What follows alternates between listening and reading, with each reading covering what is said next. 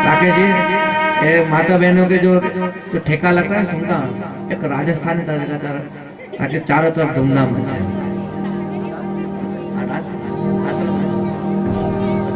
ये सतगुरु महाराज का भजन।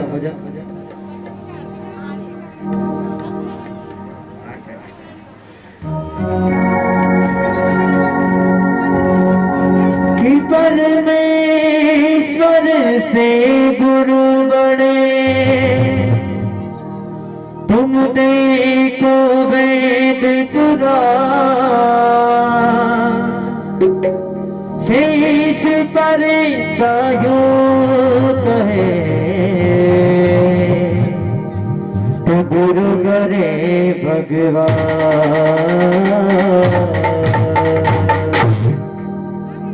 कि मैं तो अर्ज करूं गुरुआने, करना मेरा दिलो माने।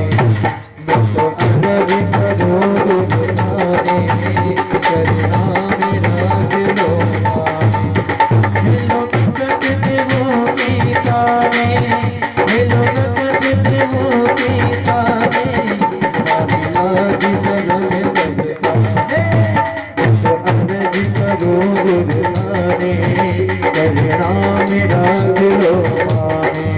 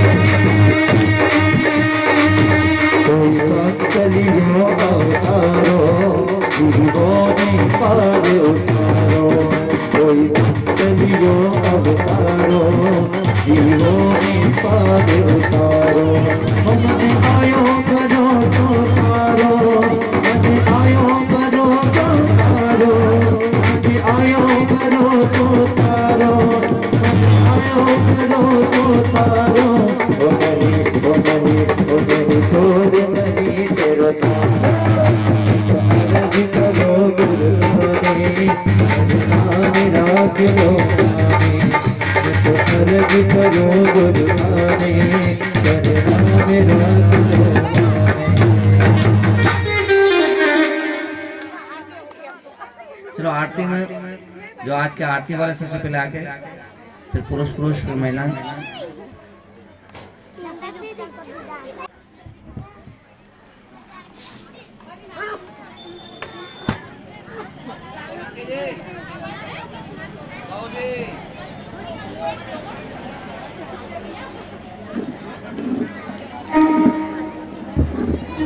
सोलंकी बाबूजी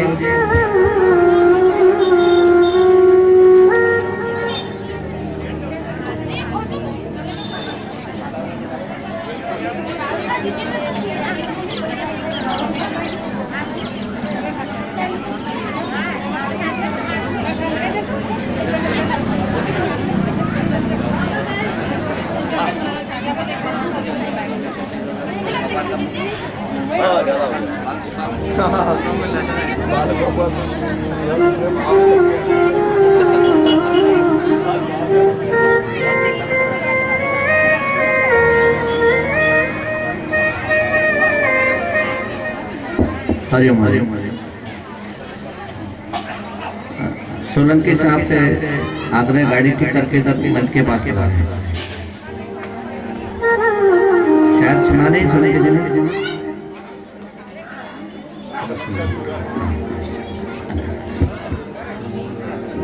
या कुर्सियाँ लगा लो, और जो कुर्सियाँ लगा लो।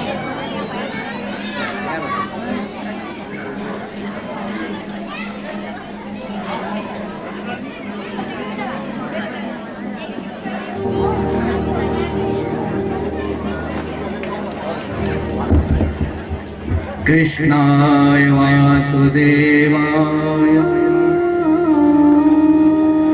हरे परमात्मने प्रणतक्लेशनाशाय गोविन्दाय नमो नमः। बोल श्री कृष्णचंद्र भगवान की जय। हरे राम राम राम सीता राम राम राम। हरे राम राम राम सीता राम राम राम। हरे राम राम राम सीता राम राम राम। हरे राम राम राम सीता राम राम राम।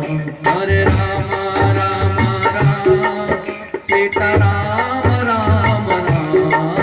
हरे राम राम राम सीता राम राम राम। हरे राम राम राम सीता राम राम राम। हरे राम राम राम सीता राम राम राम। हरे राम राम राम सीता राम राम राम। हरे राम राम राम सीता राम राम राम। आप लोग नहीं बोल रहे हो तो हमको जोर से बोलना पड़ रहा है। आपकी आवाज आना चाहिए। कीर्तन आपको करना, 2 दिन बजे आपके लिए कीर्तन करना। हरे राम राम राम सीता हरे राम राम राम सीता राम राम राम। हरे राम राम राम सीता राम राम राम। हरे राम राम राम सीता राम राम राम। हरे राम राम राम सीता राम राम राम। हरे राम राम राम सीता राम राम राम।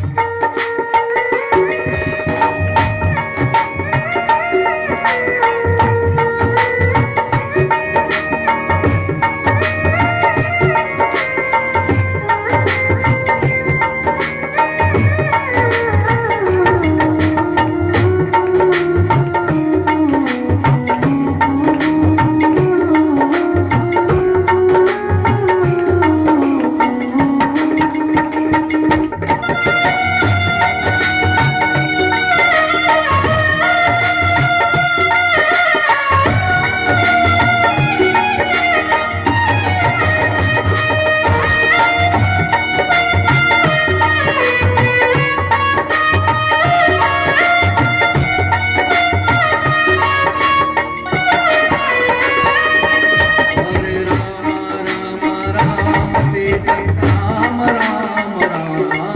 हरे राम राम राम सीता राम राम राम।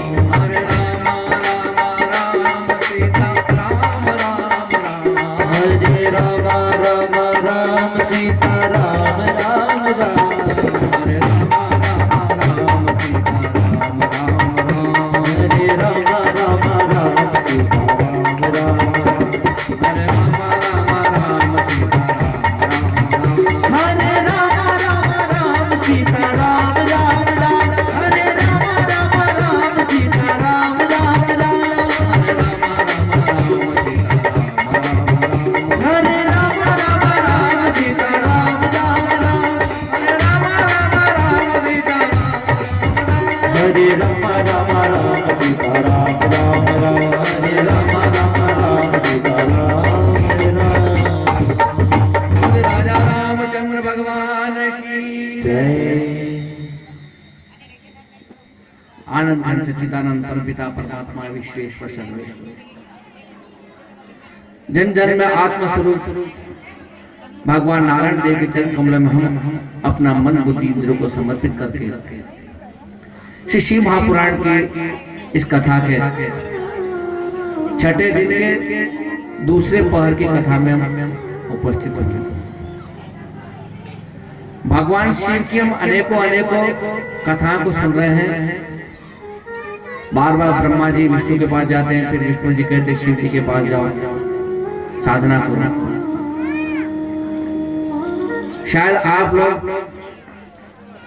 छठे दिन कथा सुन रहे हैं और इस चीज को आप अनुभव कीजिए कि हमारे इस कथा में, शिव जी की कथा में प्रतिदिन ब्राह्मण लोग पधार रहे हैं। एक दिन संत पधारे थे और आज जो ब्रजेश जी जोशी पधारे वह भी ब्राह्मण हमारे भाई। और एक और हमारा अतिथि जो है पंडित दीनदयाल जी शर्मा, ये भादवा माता से पधारे। और साथ में एक और भागवताचार्य, आपको याद हो तो पशुपतिनाथ मंदिर हाल में कथा की थी, अरुण जी भारद्वाज। आज भगवान पशुपतिनाथ सब ब्राह्मणों को ही भेज रहे हैं और ब्राह्मण जहाँ इकट्ठे हुए समझ लो कि परेशानी तो होने ही होने। लोग कहते हैं आज ब्राह्मण इतने इकट्ठे क्यों हो रहे, इनके खवा पियो। तो भगवान प्रेरणा हो गई है, घोषणा हो तो घोषणा में थोड़ा सा परिवर्तन ध्यान रखें कि हम 31 तारीख को करते ना तो ब्राह्मणों का सम्मान हमारे सोलंकी जी कर रहे हैं। तो कहने का मतलब कि 31 तारीख को बड़ी चौथ का व्रत महिलाओं के लिए, तो थोड़ा सा संशोधन करा कि 1 तारीख सोमवार से कथा, जैसे सोमवार से शुरू हुई तो सोमवार को ही पूर्ण होती, सोमवार को ही प्रसाद रख ले, कैसा रहेगा। तो थोड़ा सा बुलावे में परिवर्तन हुआ, ध्यान रखें। ये अगुण माताओं का पर भोलेनाथ की कृपा हुई कि जो व्रत तो करेगी लेकिन उनको प्रसादी में बहुत संकोच होता है, इसलिए सोमवार के दिन ही सुबह हवन हो जाएगा 11 बजे, जो पूर्णाहुति करके हमारे जितने भी इस परिसर क्षेत्र में मंदिर विराजमान है, सबसे पहले भगवान पशुपतिनाथ, उनके बाद तापेश्वर, माता जी बालाजी, बाहर आ जाओ इधर द्वारिकाधीश, विश्वकर्मा भगवान, गायत्री भगवान है ना, इधर बालाजी महाराज। तो इधर जितने भी हमारे माँ बगलामुखी मंदिर, तो सब मंदिरों के जो पुजारी है, वहाँ के सेवक है, वो वहां से भगवान का पटवाड़ा लेकर के भगवान को भोग लगाएंगे। और भोग लगने के बाद वो सबसे पहली पंक्ति में छोटी छोटी कन्याएं बैठेगी। जो कन्याएं जब बैठेगी तो कन्याओं का पूजन भी हमको करना चाहिए। कन्याओं को यथाशक्ति फल फूल भेंट भी दक्षिणा भी सदा से देना चाहिए। यदि कोई साधु महात्मा हमारे पधार जाएंगे तो साधु महात्मा की पहली पंक्ति लगेगी और उसके साथ ही ब्राह्मणों का सबसे पहली पंक्ति लगेगी। यह जो आयोजन हो रहा है ये सबके लिए हो रहा है, हमारे पूरे क्षेत्र के लिए हो रहा है कि भोलेनाथ की कृपा से महाप्रसादी मिलेगी। इसमें थोड़ा आपको नियम संयम का यह पालन करना है कि उस कार्य में आपको सबको सहयोग करना है। ये मुंह नहीं देखना है कि भाई ये तो ये कर रहे हैं या कौन कर रहा है, कोई नहीं कर रहा है, भोलेनाथ कर रहे हैं। हम तो भोलेनाथ के गण हैं, उनके सेवक है, तो सबको सेवा में हाथ लगाना है। भाई दान सहयोग भी हम देंगे, आटा दाल आदि सहयोग भी हम देंगे, लेकिन प्रसादी में जो भी भगत लोग बैठे उनको लगना चाहिए कि महिला मंडल की सुंदर व्यवस्था है और नियम संयम से महाप्रसादी प्रेम से पाएंगे। ठीक है, सूचना भी मैंने आपको सुना दी। आइए अब हम अपने मन को पुनः कथा में लगाते हैं। बोलो शंकर भगवान की जय हो। विराम के समय हमने एक तो काल भैरवा स्तक का पाठ किया था और एक अवतार वो बताया था, शलभ अवतार। वो अवतार समझ में आया था कि नहीं आया था आपको? कि जब भगवान ने नरसिंह अवतार धारण किया और हिरण्यकश्यप का उद्धार कर दिया, लेकिन जब भगवान हमारे विष्णु ने अवतार लिया था ना, तो वो क्रोध कम नहीं कर रहे थे। तो भगवान शंकर ने अपने कर्ण वीरभद्र को भेजा था कि जाओ उनका क्रोध कम करके आओ, लेकिन भगवान हरि इस रूप में माने नहीं। तो अंत में जो थे वीरभद्र को गुस्सा करना पड़ा, और वीरभद्र जो है उनको उठा करके कैसे अपने खाक में, कहते ना खाक में भर करके नरसिंह भगवान को ले गए और सीधे अपने पहाड़ों पे, और वहां जाकर के जैसे वो उड़ के गए ना, तो एक पक्षी की भांति शलभ नाम का पक्षी होता है, तो भगवान का वो शलभ अवतार कहलाया है। जैसे बहुत बड़ी वो गिद्ध होता है ना, किसी को उठा कर ले जाता है वैसे। और उस समय भगवान ने अपना शरीर छोड़ करके वापस विष्णु को रूप धारण किया था। तो नरसिंह का जो भगवान धारण किया था, शेर का मुंह, शेर का शरीर, तो वो जो खाल जो थी वो भगवान शंकर ने उसको अपना आसन बनाया था। आगे समझ में भगवान शंकर किसके आसन में बैठते हैं? कि नरसिंह भगवान ने जो शरीर त्यागा था उसके ऊपर। आगे और प्रसंग बताया गया, कहते हैं जिस समय समुद्र मंथन हुआ था। समुद्र मंथन सबने कथा सुनी कभी? भागवत कथा में मंथन यानी कि हमको अमृत की प्राप्ति चाहिए तो मंथन करना पड़ेगा। और मंथन जब होता है तो उसमें सबको मिलकर के मेहनत करनी पड़ेगी, एक व्यक्ति मेहनत सफल नहीं होगी। जैसे ये कार्यक्रम कर रहे हैं, एक ने तो उसको शुरू कर दिया, लेकिन मेहनत सबकी है, सबका सहयोग, जब जाकर के अमृत मिल रहा है। और जब मंथन करते ना तो सबसे हाथ जोड़ना पड़ता है, भाई दादा आयो पधारो, आपको सबको आपका काम है। तो देवताओं और दानवों के बीच में इस प्रकार से तय हुआ था कि भैया हम दोनों मेहनत करेंगे। और वासुकी नाग को लाए, मंदराचल की वो मथानी बनाई, और भगवान गणपति का ध्यान करके किस प्रकार से उन्होंने वासुकी का मुंह पहले देवताओं ने पकड़ा था और पूंछ पकड़ी थी राक्षसों ने।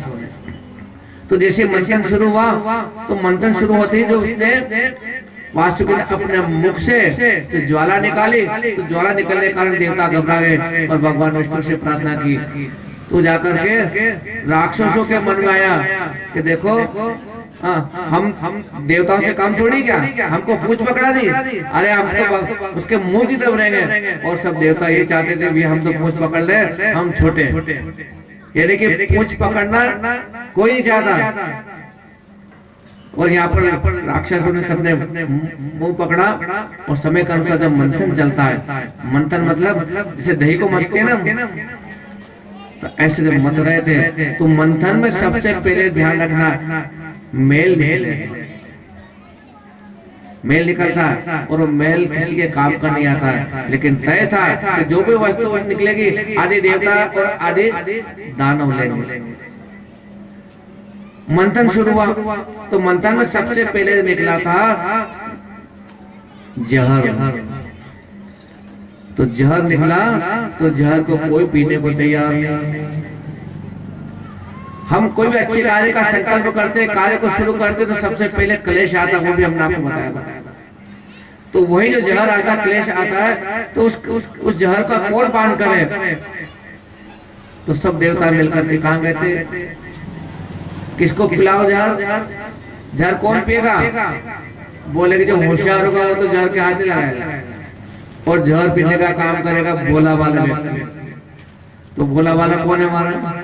भोले भंडारी। तो सबके सब देवता चलते चलते कैलाश पर्वत पर पहुंचे, हर हर महादेव। भगवान क्या बात है, आज कैसे सब देवता लोग पधार गए, क्या जरूरत पड़ी है यहाँ पर आने की? अरे भोले नारद क्या करो? नारद जी बोले हम सब देवताओं ने मिलकर के, दानवों ने मिलकर के एक सब प्रयास किया, उस प्रयास के माध्यम से हम समुद्र का मंथन कर रहे थे। और मंथन करते समय तय हो गया था कि एक सामग्री राक्षस लोग लेंगे, अगली सामग्री देवता लोग लेंगे। तो फिर क्या हुआ? लेकिन जैसे प्रारंभ किया और शुरू शुरू में सबसे पहले क्या निकला, जहर निकला। तो जहर निकला तो जहर को कौन पिए? जहर का पीने का काम किसका? बोले जो भोला वाली।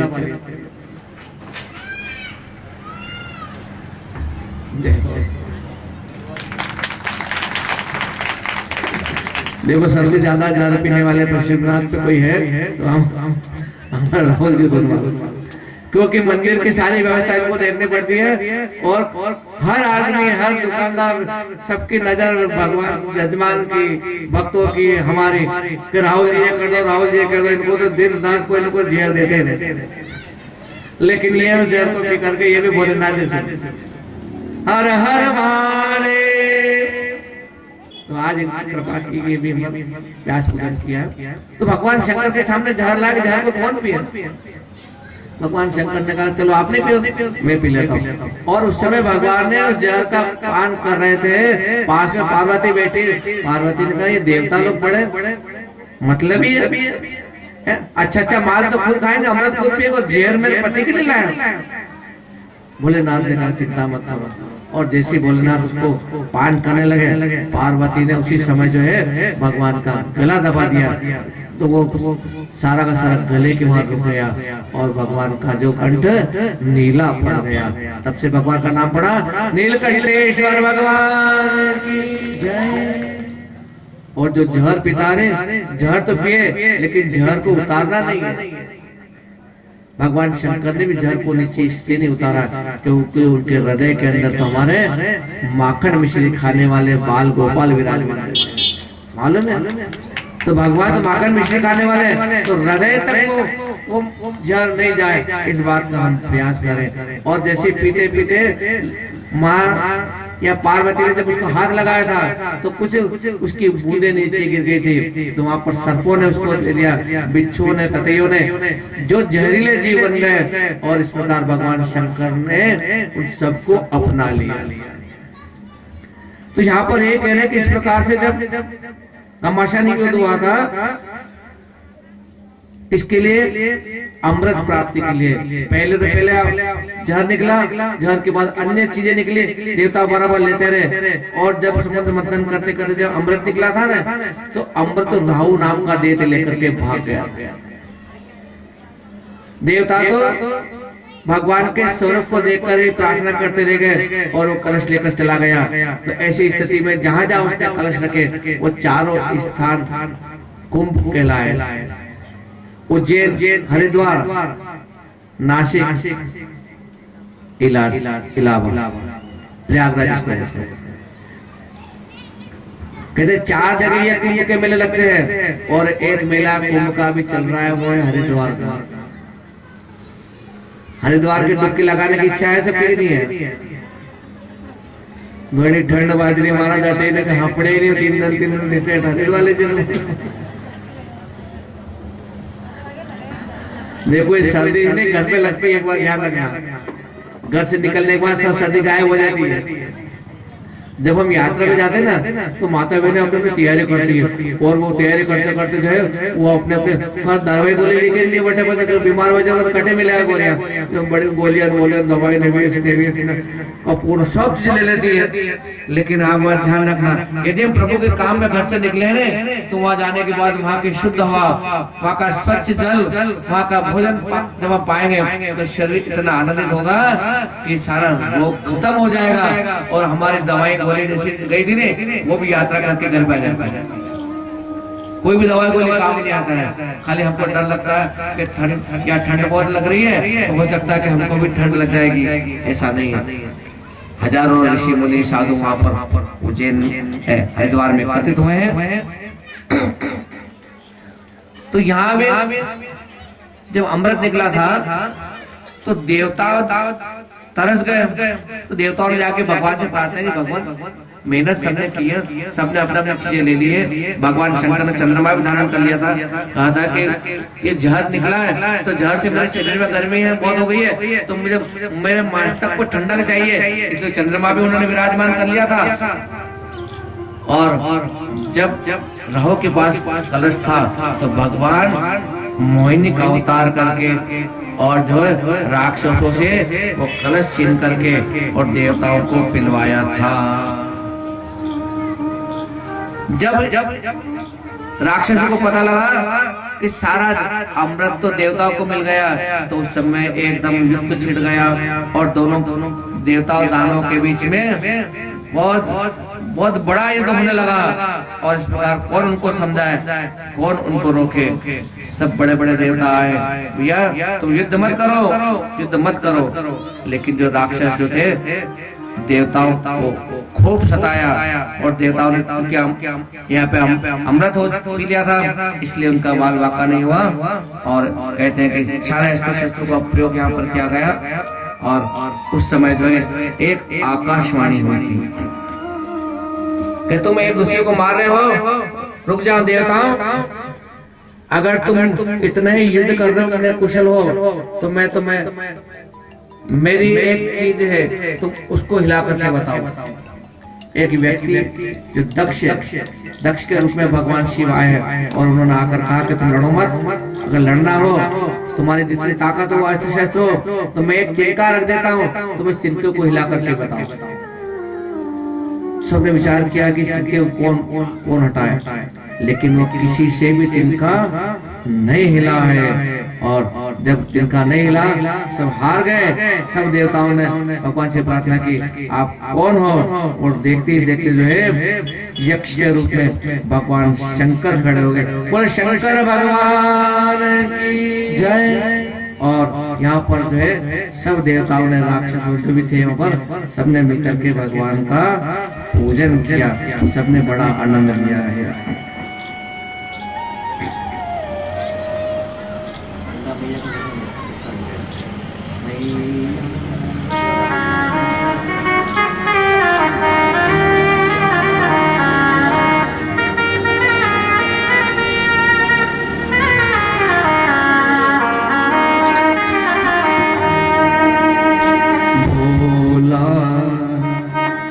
बम बम भोला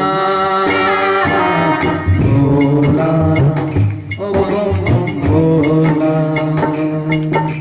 भोला, ओ बम बम भोला भोला, ओ बम बम भोला।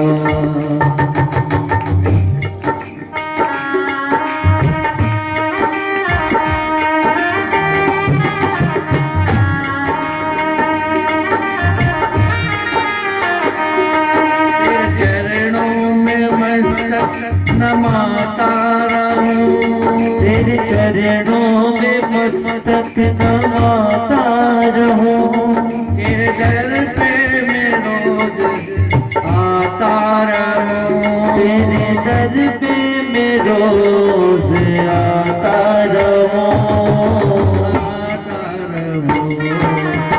भोला ओ बम बम भोला भोला, ओ बम बम भोला।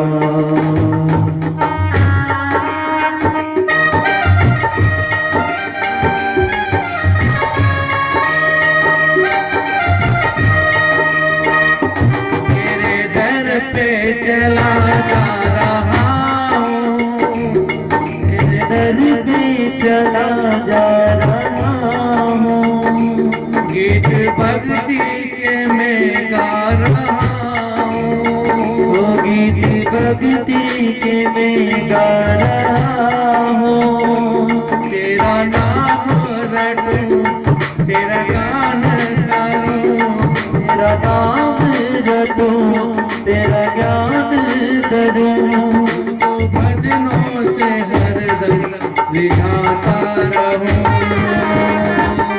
रिझाता रहूं, भोला ओ बम बम भोला, जय हो भोला। देखो भजन में पधार गया गुरुदेव स्वामी श्री अरविंदानंद जी महाराज पीपलिया मंडी में गुरुदेव का आश्रम में हमारे गुरु भाई रूप में आप पधारे, गुरुदेव का स्वागत है। सभी कहें भोला ओ बम बम भोला।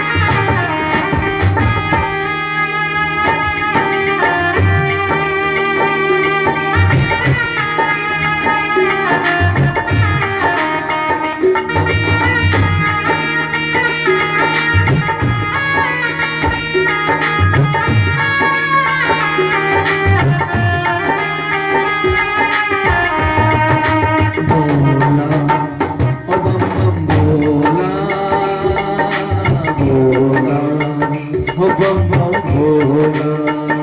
पुण्य सावन महीने में आओ, वो तुम सावन महीने में आओ।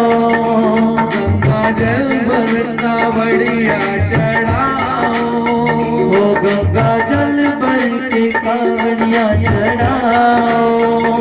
तेरा ध्यान करो, तेरा पूजन करो, वो तेरा ध्यान करो, तेरी पूजन करो। तेरी बस्ती में हरदम आता रहो, आता रहो।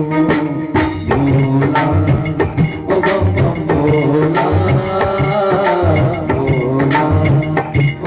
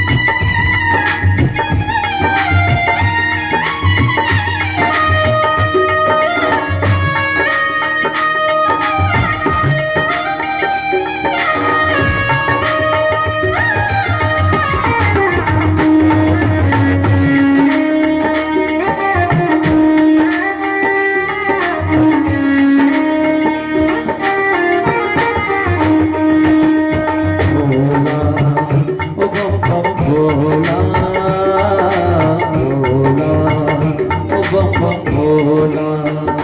बीच मझधार में मैं पड़ा हूँ, मेरी मझधार में मैं पड़ा हूँ। तेरी आशा लिए मैं पड़ा हूँ, वो तेरी आशा लिए मैं पड़ा हूँ। मेरे मन में उमंग संग में लाया हूँ, मेरे मन में उमंग तन में ये उमंग। मग लोटा भर के मैं चढ़ाता रहूं, मैं चढ़ाता रहूं। भोला ओ बम बम भोला, भोला ओ बम बम भोला।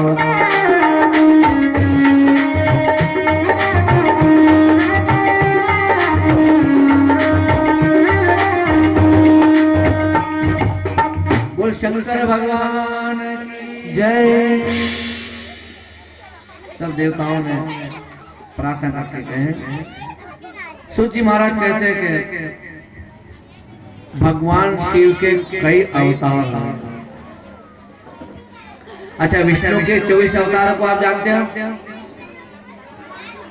भगवान विष्णु ने जो अवतार लिए 24 अवतार लिए, सब भूल गए थे? याद नहीं रहा? नहीं याद? नारायण नारद कपिल देव श्री राम, नहीं याद तुम्हें? अरे 24 अवतारों के दर्शन आपको पशुपतिनाथ पर रोज होते हैं, बोलो हुए कि नहीं हुए? मंदिर की सेवा में लगे हैं, मंदिर परिसर में रहते हैं। 24 अवतारों के दर्शन मंदिर में कहाँ होते हैं आप बताएं? कहाँ पर?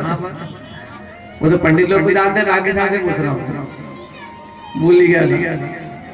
अरे मंदिर का जो शिखर है ना, शिखर के चारों तरफ रात को लाइटें नजर आती है जलती हुई, ध्यान देना।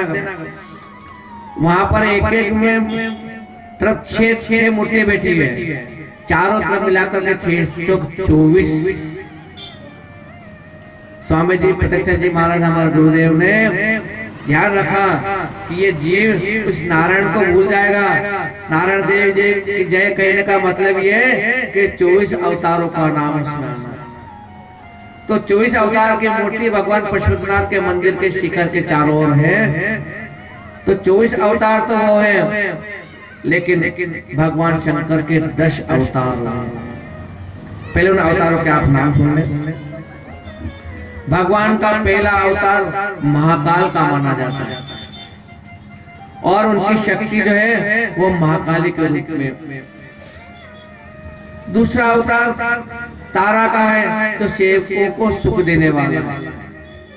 तीसरा अवतार भुवनेश्वर का है, जो अभिष्ट फल प्रदान करने वाला।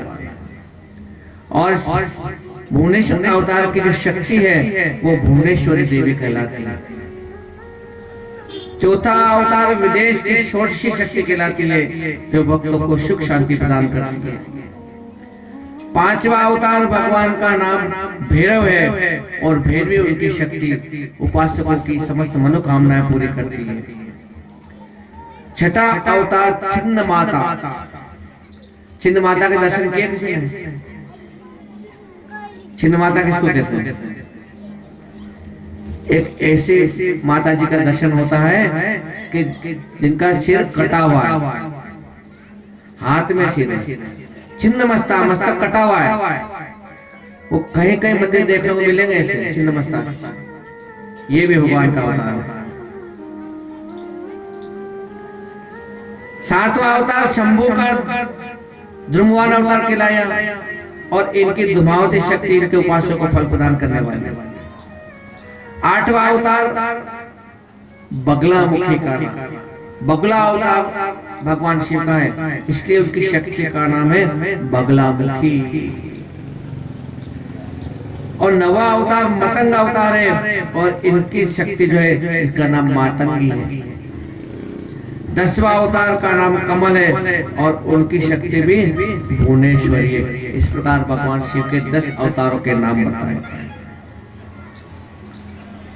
और साथ ही साथ भगवान शंकर के जो एकादश रुद्र कहते हैं कि भगवान के 11 रुद्र हैं। तो 11 रुद्रों की उत्पत्ति के विषय में भी कहते हैं कि पुराने समय की बात है। अमरावती को छोड़ करके इंद्र भाग गए, और शिव भक्त उनके पिता श्री कश्यप को महान दुख हुआ।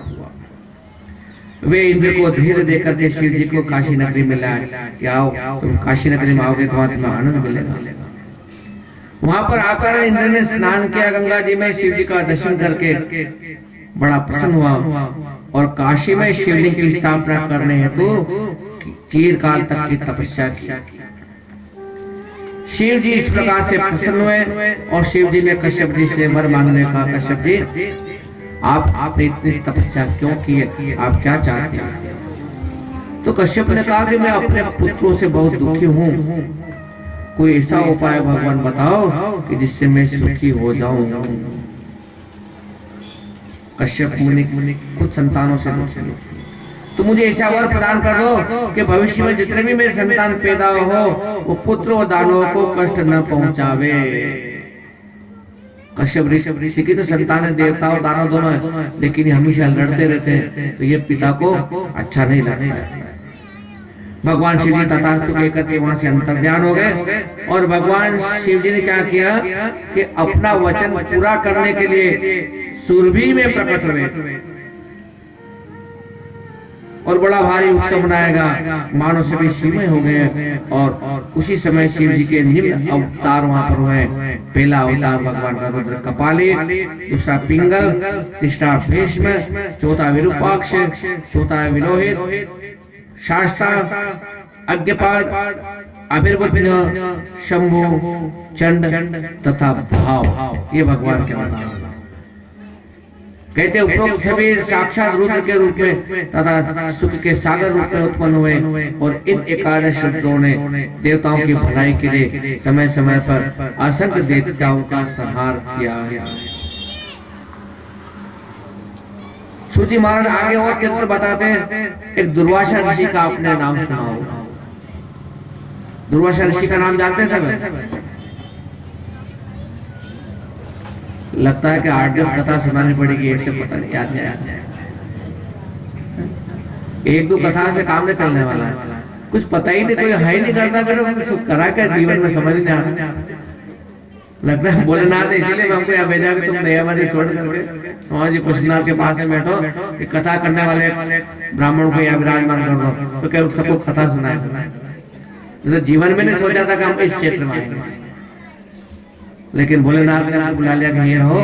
और ये तो कोरोना काल में कहीं नहीं तो आप ढूंढो तो भी नहीं मिलते कि महाराज कहाँ है।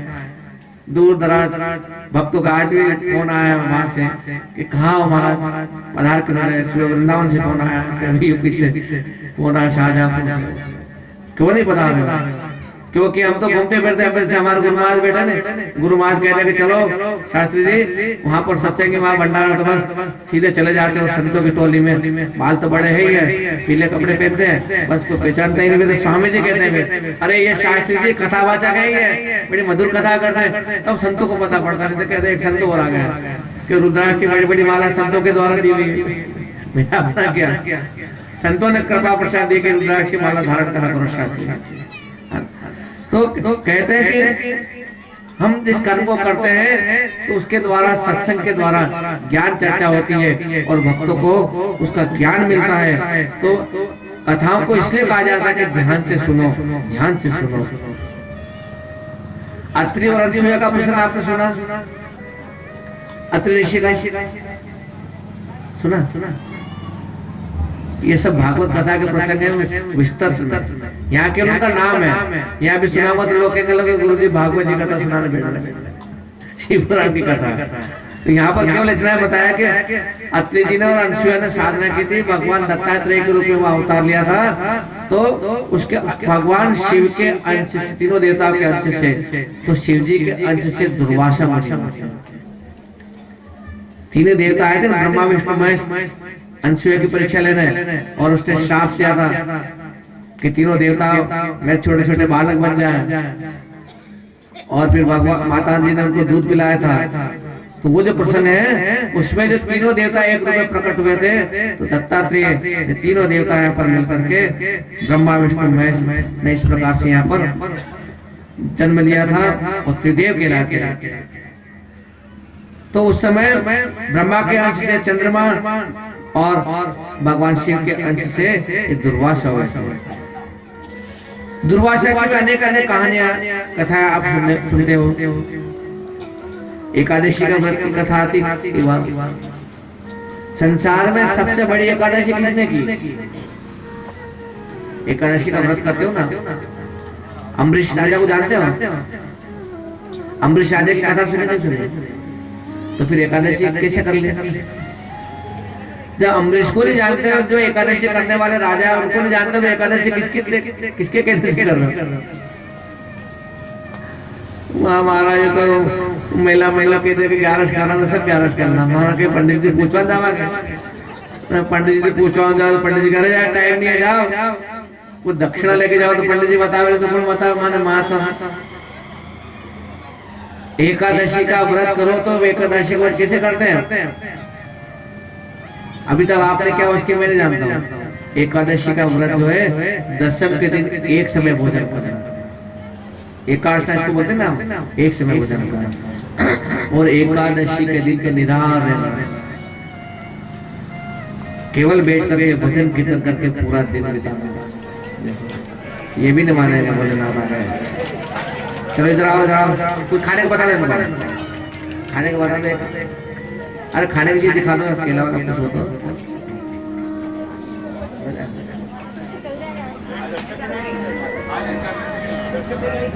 सब गौ माता सब आज तो बड़ा आनंद कर रहे हैं। तो एकादशी में एक समय भोजन करना, और एकादशी के दिन केवल निराहार रहना, केवल भगवान का भजन करना। और बारिश के दिन केवल थोड़ा सा जल आदि लेकर पारण करना। ना आपने एकादशी कैसी करें?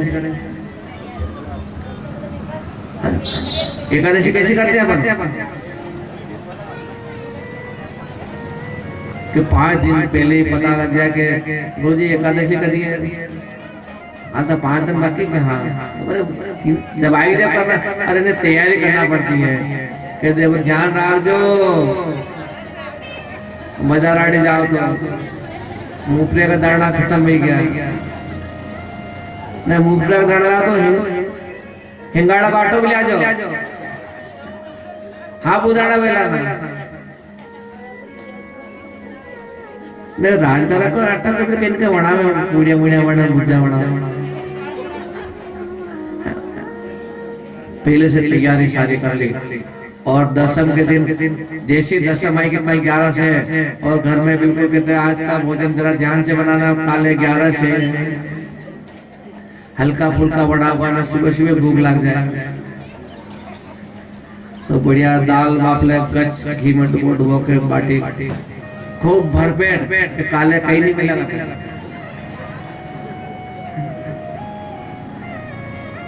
तो एक दिन पहले डट के खाया और सुबह सुबह 11 हुई और 11 के दिन गए भगवान के भजन करने मंदिर को गए, ओटले में आके बैठ गए। दादा ये कौन केरा वारो आयो कहीं? अरे आगे भेज 11 से मालूम नहीं पड़ते। घूमते घूमते पशुपतिनाथ मंदिर गए तो पुलिस एक रहा, अरे दादा ध्यान रख रहे और एक रहा 11 से पूजा खाओ। भोर उठे स्नान कियो, शेर का चो दूध पियो, शेकड़ा से काढ़ा खाए, भर दो स्वाद कियो, पाओ शेर अमरोद खाया, आधा शेर बर्फी। देखो सुबह से शाम तक बस बैठे बैठे और फिर जो है देखो क्या 11 के तरफ भूख भी घने लगे। व्रत का नाम होता है उस दिन भूख भी ज्यादा लगती है और बार बार अपने बच्चों को पे चिढ़ते हैं, ध्यान नहीं देते 11 से कुछ कुछ फ्रिज में कुछ रखा हुआ रबड़ी बन जाती है, रबड़ी ले आते फ्रिज भी खा ली ने, मामा भी खा ली ने, सब खा ली ने, फिर ऊपर से ऐसा खाना माला ने बड़ी मार 11 से आए। अरे बाप रे, पति देव के ऊपर उल्टा झल्ला रहे के 11 से। ठीक है, चाय पानी दूध दिन भर चल रहा है, फिर लोग कहीं भाई आज आपके 11 से तो कतरी बार खाओ गुरु जी 11 से मतलब कि 11 तारीख को रस पिया, जल्दी 11 से 11 रस। इसको एकादशी नहीं कहते, एकादशी जो करते हैं वो राजा अम्बरीश ने करी थी।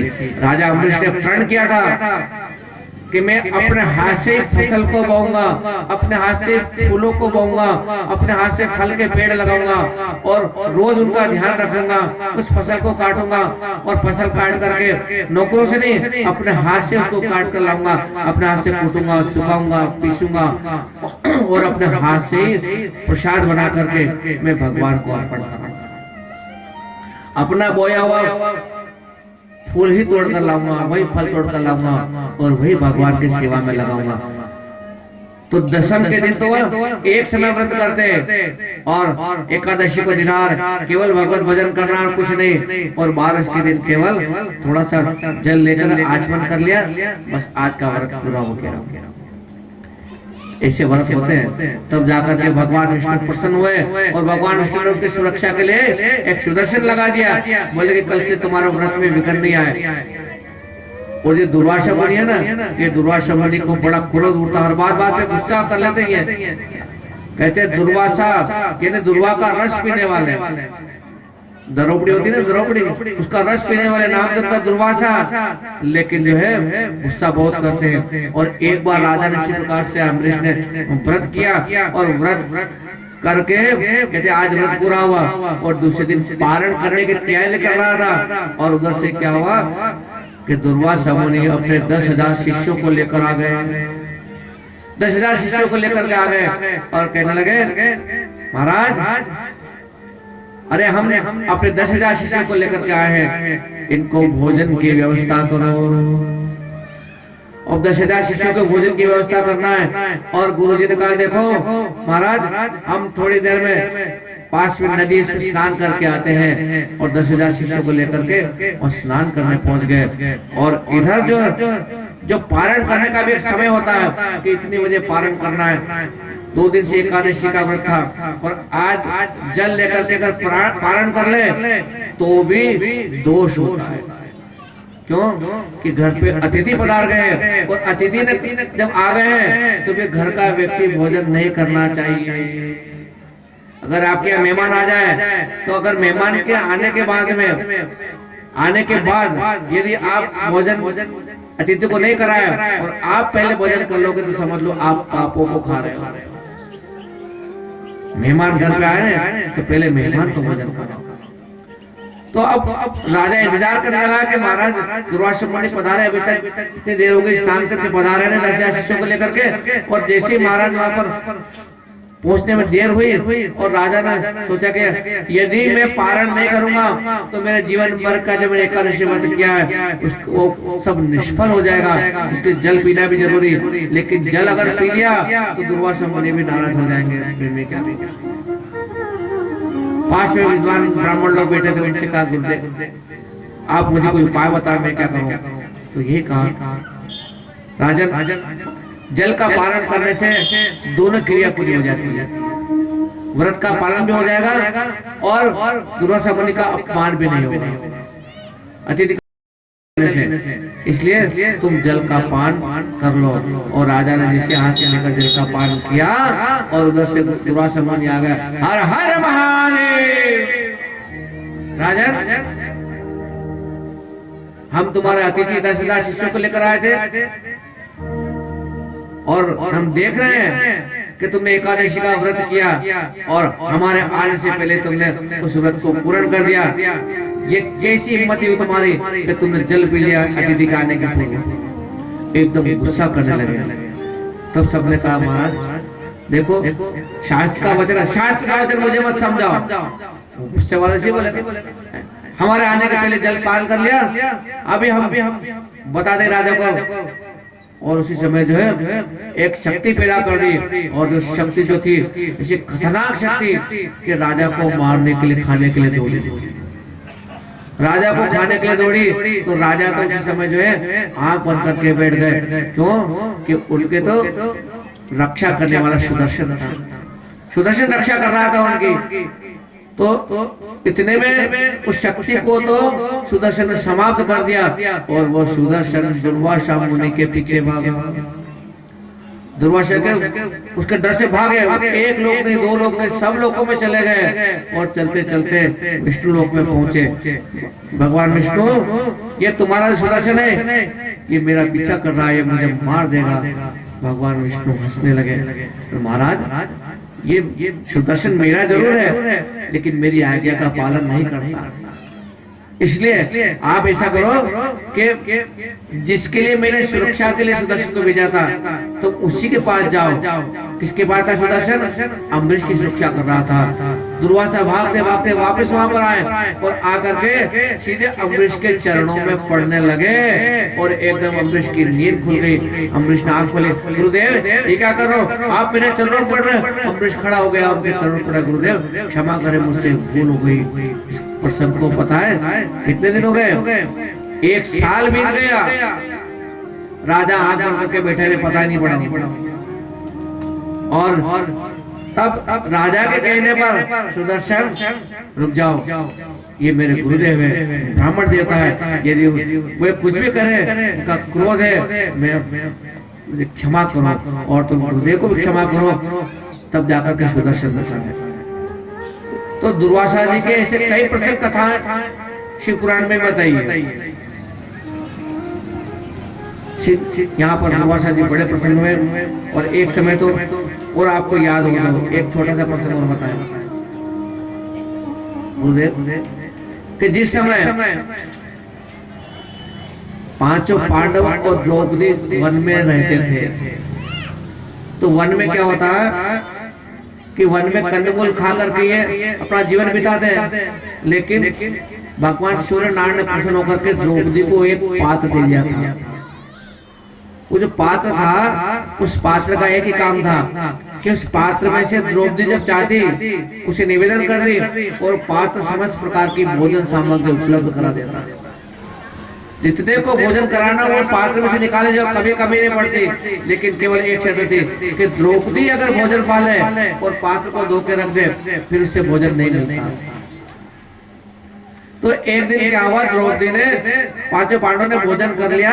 वो भोजन करके उसके बाद उस पात्र को ऊपर रख दिया, उल्टा रख दिया और उल्टा रख दिया और योग से योग सुंदर से दुर्वासा मुनि अपने हजारों शिष्यों को लेकर आ गया। अलग निरंजन, द्रौपदी अकेले घर के अंदर अलग निरंजन, कौन बाबा जी आ गए वहां कर देखा, और ये तो गुरुदेव पधारे, दुर्वासा मुनि पधारे।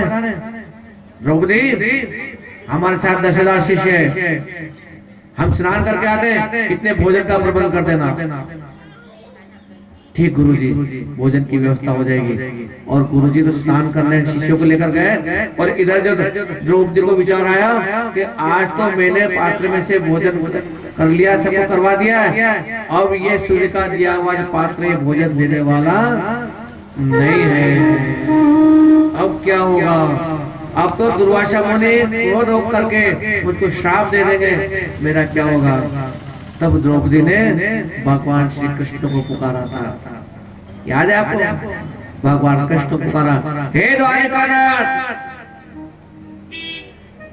बड़े संकट में, जंगल में भी हम संकट में आ गए, आज जो है गुरुदेव वहां पर पधारे हैं और 10,000 शिष्यों को भोजन देना है, लेकिन अब हम उनको भोजन नहीं करा पाते। उस समय जब प्रार्थना कर रहे थे तो भगवान कृष्ण अपने सब 8 पटरानियों के साथ में भोजन करने की शुरुआत कर रहे थे। 56 भोग लगा हुआ और भगवान द्वारकानाथ भोजन आरोगने वाले थे और द्रौपदी की करुण पुकार उनके कान में पड़ गई। जब पुकार पड़ी तो भगवान ने उस भोजन के थाल को ऐसे पीछे कर दिया। रुक्मिणी कहने लगी, स्वामी क्या बात है, भोजन अच्छा नहीं बना क्या? आप तो आरोग्य है, हम सब भोजन पाए। भगवान कृष्ण ने क्या किया, नहीं आज मुझे भूख नहीं है, क्योंकि जब द्रौपदी ने पुकारा तो करुण पुकार सुनकर के उनका मन नहीं लगा और भगवान श्री कृष्ण जो थे सब भोजन को एक तरफ छोड़ करके और सीधे दौड़े दौड़े द्रौपदी के वहां पे उसके जंगल में। अब द्रौपदी तो मन में विचार करे कि अब मेरा क्या होगा, अब मेरा क्या होगा, और भगवान कृष्ण दौड़े दौड़े हाँफते हाँफते पहुंचे। द्रौपदी, ओ द्रौपदी, बोले आओ श्याम सुंदर, कैसे बुला रहे हो? अरे मैया क्या करूं, आज बहुत याद आ गई आपकी और बहुत दूर से दौड़ा दौड़ा आ रहा हूँ, और दौड़ा दौड़ा आया हूँ तो मुझे बहुत जोर से भूख लग रही है। तो द्रौपदी कहने लगी, आज सुबह सुबह किसका मुंह देख लिया जो आया, जो खाने के लिए आ रहा है।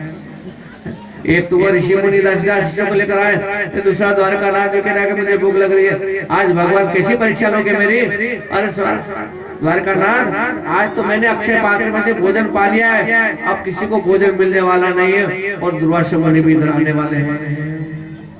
भगवान श्री कृष्ण कहने लगे, द्रौपदी वो कुछ भी हो, मैं तो भोजन करके जाऊंगा। भगवान ने कहा कि भोजन करो। द्रौपदी के कहां से करोगे, मैंने पात्र को धोकर के उल्टा रख दिया है। हाँ मुझे पता है, मुझे बताओ वो पात्र कहाँ है। भगवान श्री कृष्ण ने माया की और जैसे उस पात्र को द्रौपदी ने ला के दिया तो भगवान ने देखा, देखो तुम कह रहे कि धो के रखा है, अरे इसमें तो साग का एक पत्ता लगा हुआ है। जब मेथी की सब्जी, पालक की सब्जी, हरी सब्जी बनती है ना, दाल बनती है, तो माता मैंने कितने रगड़ के रखे, किसी किसी महिला को ऐसा हाथ होता है नहीं, एक ने खाना तो लगा ही रहता है। सब महिलाएं घिसने वाली ने आजकल तो रगड़ती, जल्दी धो के रख दिया, तो एक पत्ता लगा हुआ। भगवान ने कहा ये कह रहा, और पत्ता लेकर के भगवान ने जैसे आरोगा दुर्वासा मुनि सहित 10,000 शिष्यों को डकारे आने लगे, पेट भर गया उनका। और द्वारिकानाथ, अब द्रौपदी का, अरे द्वारकानाथ रुक तो सही, तेरे लिए कुछ व्यवस्था करो। नहीं, अब हो गया मेरा काम। भगवान दौड़ करके चले गए। थोड़ी देर बाद द्वारकानाथ आए। द्वारकानाथ के बाद में दुर्वासा मुनि 1000 शिष्यों को लेकर आए। द्रौपदी कुछ व्यवस्था करिए, बोले बस तैयारी